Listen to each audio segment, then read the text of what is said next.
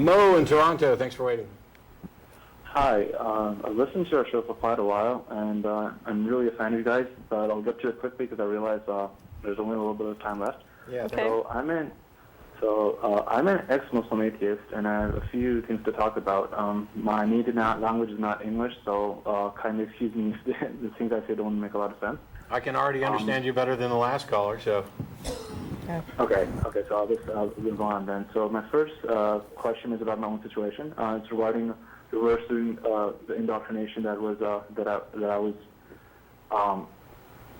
indoctrination during my childhood. So basically, I grew up in Pakistan, and I've come to Canada for studies, and I've been here for 3 years. And since I've been here, completely changed my worldview. Things basically starting centered around religion and a lot of things which religion claims, which are not necessarily spiritual.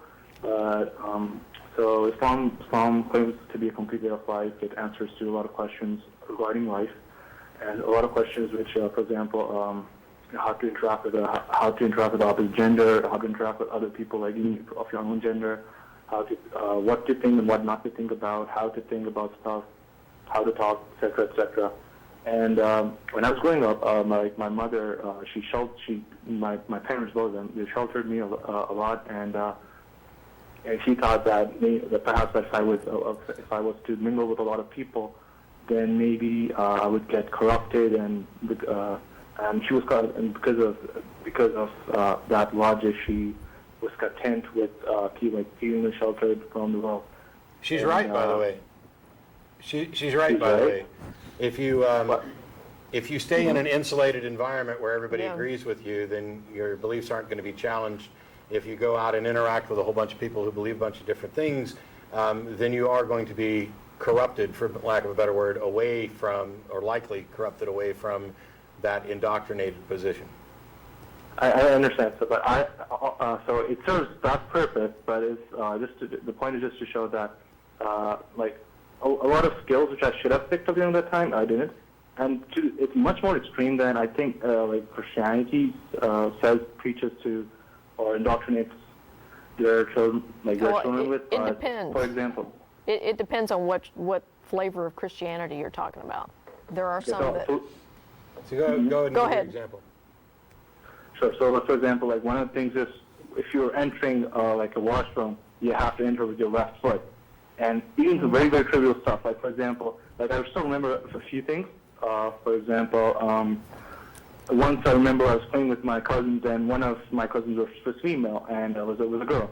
So I just touched her hand. I was a small boy, and my mother punished me like crazy for doing that. And she just scared me about it. And she just said that if I do that, then the savior at the time, who is supposedly the most amazing person, will be disappointed. And and it's the same as cutting his head off with a sword, and that really scared the shit out of me. And and so that really impacted how I go about doing the things that I do. And so basically, a lot of this kind of stuff, I don't recall a lot of them because a lot of them happened in the past, and I don't necessarily remember them. But so my question is, how would you advise me to go about reversing all these things and to assimilate myself in a different culture and also learn a lot of these different skills? Do you sort of understand what I'm talking about? Well, it seems to me that you're already kind of doing what you need to do, which is to start questioning these things and examining them.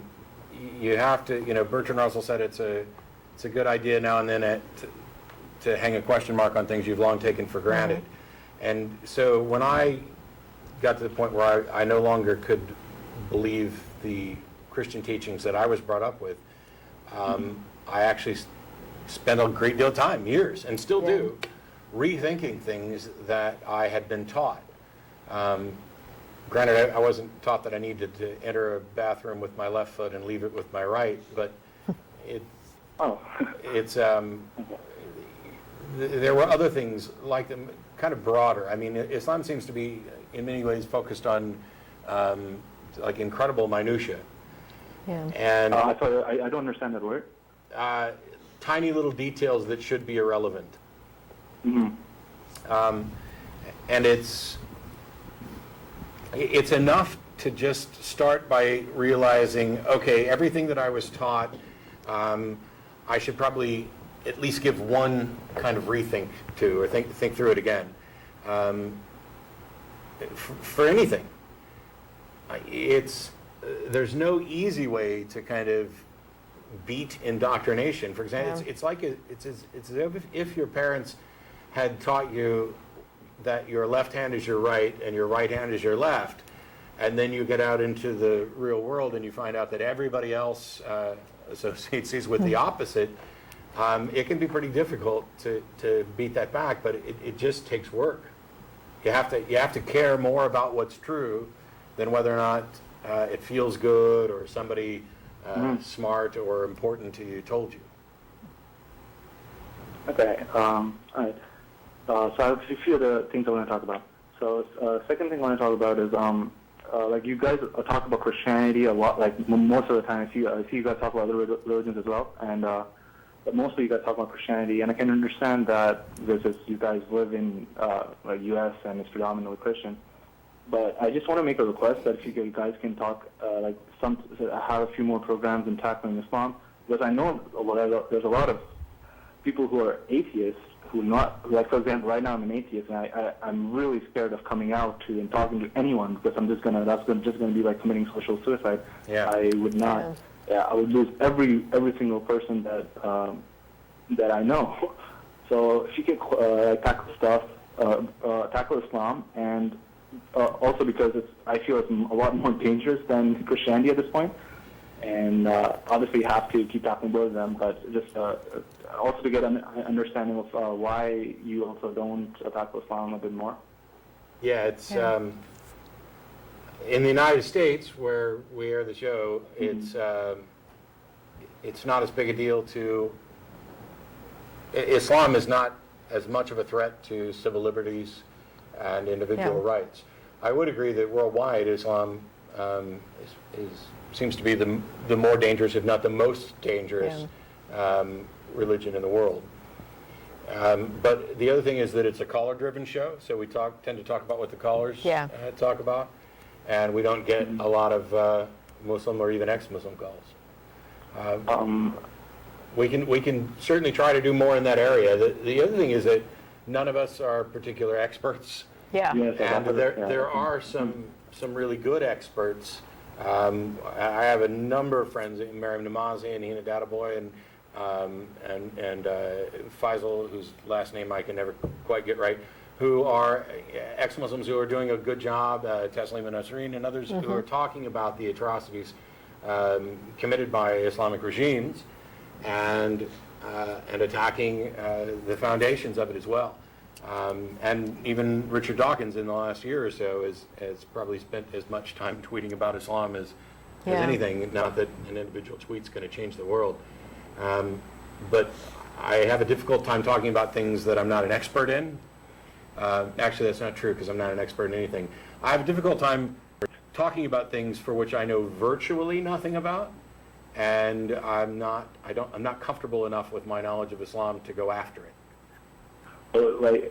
Relatively, I would agree with you. Like, relatively, you probably don't know Islam as much, but like, given that you understand, it's all, like you picked up that if in Islam you enter with the left and you exit with the right, so stuff like that. I'm pretty sure you know much more than it seems that you do.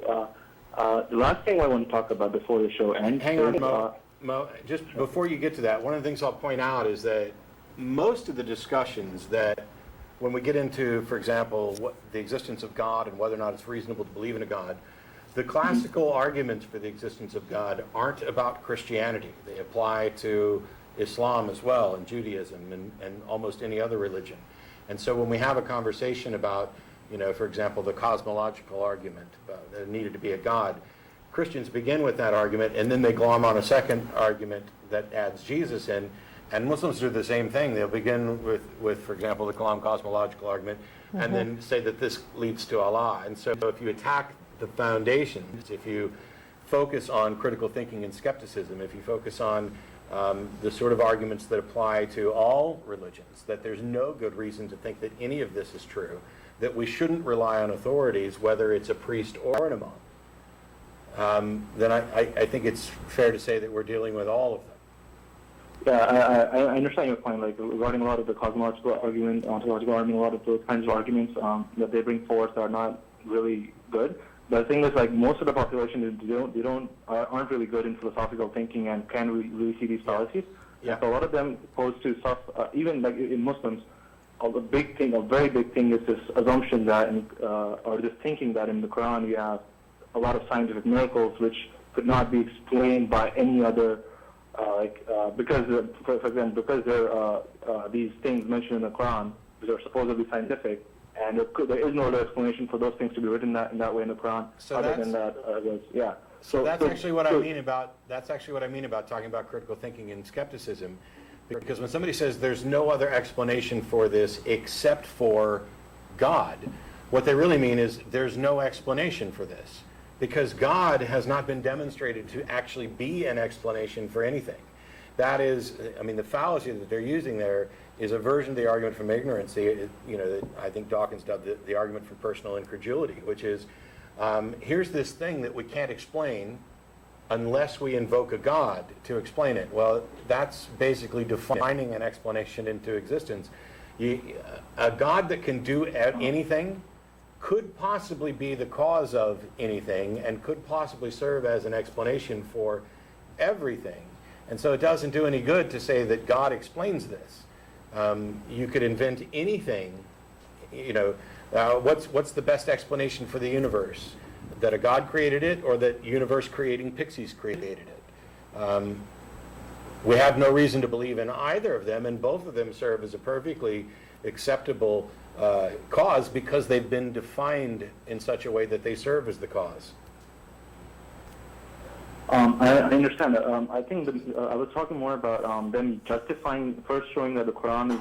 Oh my gosh. Hey, I got to stop you because we just ran out of time. There's like 30 seconds left. I had no idea. I apologize. Thanks for calling in. We'll try and call back next week. Thanks a lot. As